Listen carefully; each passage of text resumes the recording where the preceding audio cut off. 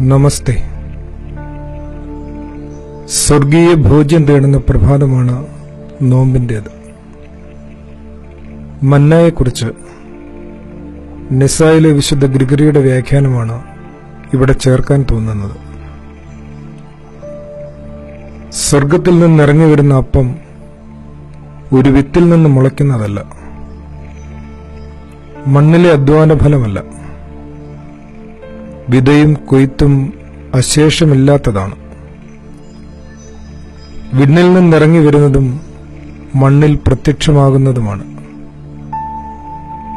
ഈ പ്രതീകങ്ങളിലൂടെ നിത്യമായ അപ്പത്തെ നാം തിരിച്ചറിയുന്നു.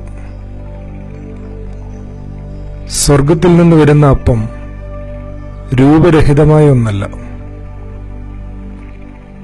അശരീരിയായ ഒന്നിന് ശരീരത്തെ പോഷിപ്പിക്കാനാവുന്നത് എങ്ങനെയാണ്?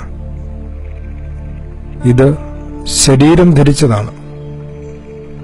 എന്നാലോ ഈ അപ്പത്തിന്റെ ഭൗതിക ശരീരം ഉരുവാക്കപ്പെട്ടിരിക്കുന്നത് ഉഴലും വിതയും കൂടാതെയാണ്. സ്വർഗത്തിൽ നിന്നിറങ്ങി വന്ന് ലോകത്തിന് ജീവനെ കൊടുക്കുന്ന ദൈവത്തിന്റെ അപ്പമായ ക്രിസ്തുവിനായാണ് നാം ഓരോ പ്രഭാതത്തിലും ഒരുങ്ങുന്നത്. സകല ലൗകിക ദാഹങ്ങളെയും വിശപ്പുകളെയും അവൻ ശമിപ്പിക്കുന്നു. എന്നാൽ അയോഗ്യമായി അപ്പം തിന്നുകയോ കർത്താവിന്റെ പാനപാത്രം കുടിക്കുകയോ ചെയ്യുന്നവനെല്ലാം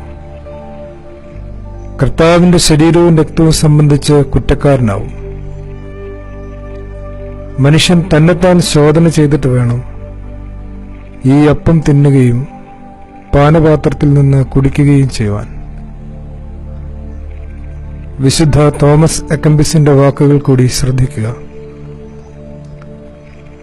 ലോകത്തിൽ ഒരിടത്ത് മാത്രം വിശുദ്ധ കുർബാന സമർപ്പിക്കപ്പെടുകയും ഒരു വൈദികൻ മാത്രം പരികർമ്മം ചെയ്യുകയുമായിരുന്നെങ്കിൽ ആ സ്ഥലത്ത് അദ്ദേഹത്തിന്റെ അടുത്ത് ദിവ്യകാരുണ്യ സ്വീകരണം നടത്തുന്നതിന് മനുഷ്യർക്ക് എത്രയധികം ആഗ്രഹമുണ്ടാകുമായിരുന്നുവെന്നാണ് നിനക്ക് തോന്നുന്നത്.